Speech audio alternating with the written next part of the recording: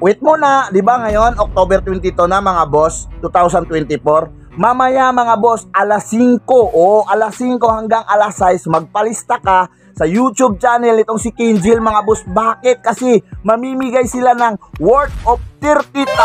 Pero bago natin pag-uusapan yan mga boss, siyempre kung hindi ka pa nakapag-subscribe sa aking YouTube channel, ano pang inintay mo? I-subscribe mo na yan. Kasi bakit mga boss? Ako yung kaibigan mo totoo na talagang hindi mangiiwan sa inyo. Okay, let's talk about dito sa napakagandang balita na ihahatid ko sa inyo. Worth of 30,000 mga boss, ibibigay ni Kinjil sa kanyang YouTube channel. Bakit mga boss? Kasi nanalo si Casimero doon sa nagdaan niyang laban dito kay Saul Sanchez. Kaya napakaganda, di ba? Napakaganda. Ito yung pinakamaganda sa lahat ng magandang ibinabalita ni BM kasi nababalita tayo ng mga walang kwenta.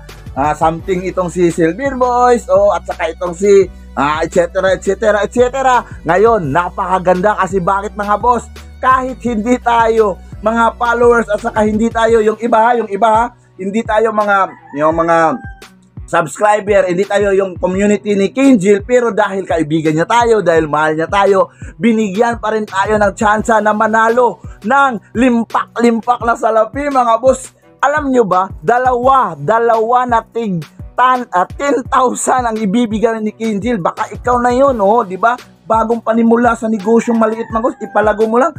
Daan na to mga boss sa mga problema natin na pwedeng ma-solve dahil sa ipamimigay nila. At saka, ito pa, hindi tayo uuwi ng luhaan mga boss. Bakit? Kasi mayroong tig 1,000 yung 10 tao.